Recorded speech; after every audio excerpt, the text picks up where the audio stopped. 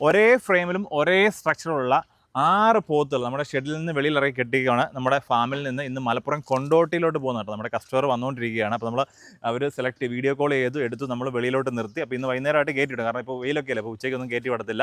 അപ്പോൾ ഏകദേശം ഒരു 240 ആവറേജ് കിലോ. 220 ഉണ്ട്, 230 ഉണ്ട്, 250 ഉണ്ട്, 225 ഉണ്ട്. അങ്ങനെ 6 എണ്ണത്തിന് നമ്മൾ നിർത്തിയേക്കട്ടോ. ഇനി അതായത് പെരുന്നാൾ കണക്കാക്കി വാങ്ങിക്കാൻ പറ്റിയ പോത്തുകളാണ് ഈ കാണുന്ന 6 എണ്ണം. ഇത് കൂടാതെ നമുക്ക് ചെറുതെല്ലാം തന്നെ വരുന്നുണ്ട്. കാരണം ഇനി പെരുന്നാളിന് ഇപ്പോൾ വലിയ പെരുന്നാളിന് ഒരു 10 മാസത്തിൽ താഴെ വരുന്നുള്ളൂ, 8 മാസമേ വരുന്നുള്ളൂ.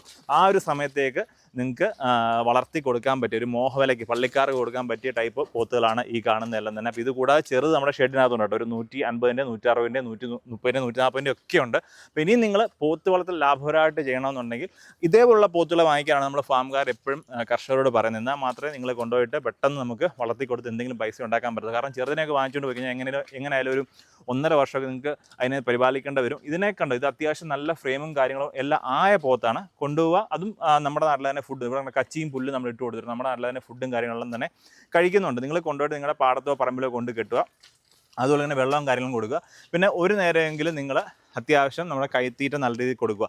അങ്ങനെയാണെന്നുണ്ടെങ്കിൽ നല്ല രീതിയിൽ തന്നെ ഈ പോത്തുകൾ കയറി വരും. കണ്ടോ, ഇനിയിപ്പോൾ ഇത് സ്ട്രക്ചർ ഓൾമോസ്റ്റ് ആയിട്ടുണ്ട്. ഇനി നല്ല രീതിയിൽ ഇറച്ചി കയറി വെച്ചാൽ മതി. അപ്പോൾ നമുക്ക് പാർട്ടി വന്നുകൊണ്ടിരിക്കുകയാണ്. അപ്പോൾ ഇതേപോലുള്ള പോത്തുകൾ നമ്മുടെ ഫാമിൽ സ്ഥിരമായിട്ട് വരുന്നുണ്ട്.